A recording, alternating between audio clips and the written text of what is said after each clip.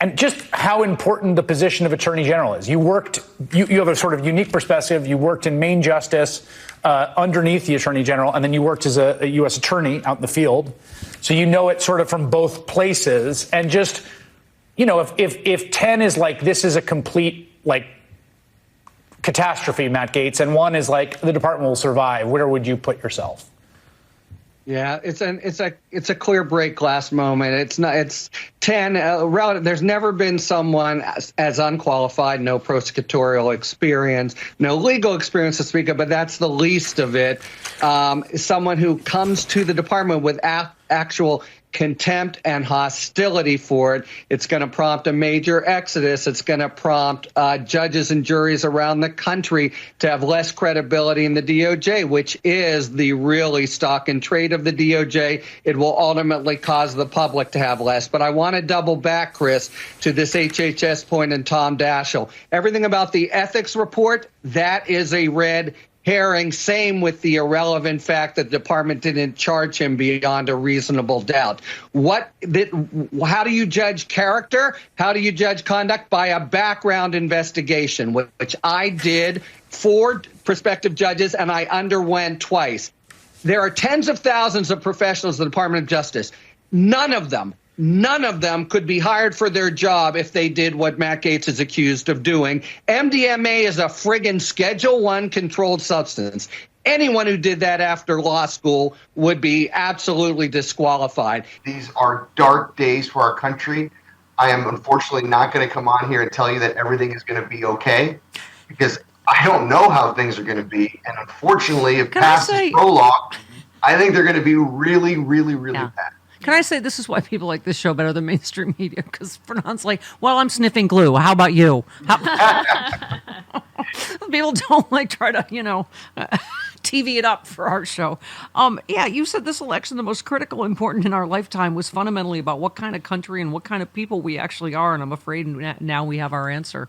We always said that, right? It's not about who he is. We know who he is. It's about who we are. And, your other tweet was so interesting. You said, forgive them, founding fathers. They know not what they do. I think they do, Fernand. I mean, that's what's depressing. In some respects, I think they do, Stephanie. Right. But when they actually see what's coming and the horror show and the nightmare that's going to become reality, remember, these are the good days right now. Joe Biden's still the president. So, this one is still funny. About how bad and anxious and sleepless your nights are. Wait 2 months from now. Then it gets real fun. But I don't think they're going to realize what they have done until it really starts to hit the fan. And that's going to happen within the first 2 to 6 weeks of when he takes power again. Yeah. So, Fernand, I'm about done with my analysis of circular firing squad and who's to blame and what went wrong and yada yada. But we've got Chris Lavoie here. There are Chris is right and Chris is wrong T-shirts available at StephanieMiller.com. And the Chris is right outsells the Chris is wrong ones. Well, this is why Donald Trump is going to be president. Again, I still claim disinformation is the biggest problem. It's the right wing, not just Fox News, not about right wing radio and podcasts, because again, I keep saying it's not like anything we've ever been through, is it, Fernand? We didn't lose on issues. Americans still agree with progressive. Abortion measures still won in state after state. He won on a solid wall of lies that, I don't know how you suggest Democrats counter. I mean, other than what we did. No, Haitians aren't eating dogs and cats. No, FEMA's not taking your money and giving it to illegal immigrants. No, they're not doing transgender surgery on your kid in school without your permission. Talk to us just what your take was on all that. Well, look, I don't think you're wrong in suggesting that the information landscape that we're now in is just completely anathema and anachronistic to what Democrats have been used to basically since the founding of mass communications, right? And they need to blow that up, Stephanie. They need to understand that there are millions upon millions of voters that are living in self-created silo information bubbles where they're curating and they're getting specific types of information. Yep. There are unfortunately not all listening to the Stephanie Miller show. I mean, I wish we could kind of That's America's biggest rip family. that into everybody's consciousness. We'd never lose an election ever again. But the fact of the matter is, there are certain people that don't believe anything out of the mainstream media, even if it's correcting and presented with facts. There are certain people that have no access or interest in engaging. Yeah. So Democrats just have to understand it. It's a brave new world, in a lot of respects, a scary world. And I think the Republicans have understood that for quite some time. That's what the whole creation of Fox News was about in the late 90s. The idea that, we can create our own reality. This is what we've been screaming about for actually more than 20 years that we've been doing this show, saying progressives have to, invest in infrastructure. We're like a teeny little speck compared to. We have an infrastructure. It's just that the Democratic establishment doesn't support us. Yeah. Republican establishment supports their infrastructure with ad buys and gifts and money and all of that. Yeah. Democrats don't do that with our infrastructure. I have another Chris is right letter to inflict on all of us. But here's my point for now. I just wanted to get your take because well, first of all, I think there's a lot of factors, the media and the Biden is too old and that gave, Kamala 90 days to run a campaign, racism, misogyny. Chris contends it's only because stuff costs too much and people think Democrats talk down to people. Among other things. Well, thank you. Ezra, or as I call him, Urza. And I'm going to always call him that now, agrees with you. He said he blasted liberals who downplay voter concern about the economy and crime as all just Fox News spin, telling Democrats they need to get out and talk to some people. I thought Kamala Harris did that. I thought Joe Biden did that. Joe Biden walked the picket line with union workers. Kamala Harris had a bunch of plans that would help workers, right? I mean, a bunch of things, housing, corporate price gouging. Yeah, sorry, go ahead. No, I don't think there's any question that, at least in walking the walk, both Joe Biden as president and Kamala Harris as the Democratic nominee for president, they talked that talk and they walked that walk. The problem, Stephanie, is not enough people got that message. And listen, I mean, I think it's a fair point to make.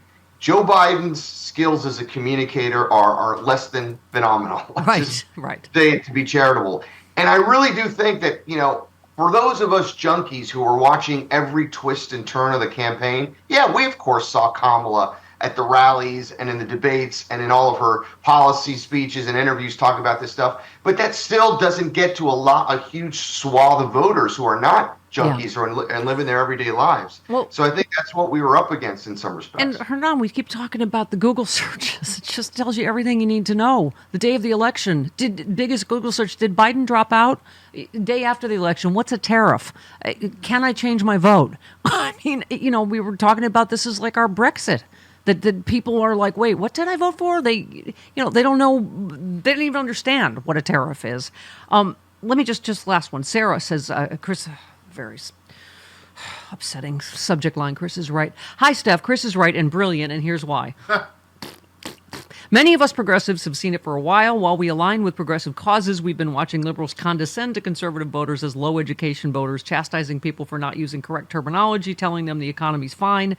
While all of those might hold some truth in some cases, some progressives do come off as elitists when they say things like that. Coming from a rural area, I know many folks with no post-high school education who feel ashamed about it when talking to progressives. Donald Trump, as abhorrent as he is, made those people feel included when he attacked liberals. We need to learn from this, not saying you do this, but Chris does an amazing job bringing this up on your show. It needs more attention. Well, first of all, let me say, Sarah, and secondly, you have some good points. Now,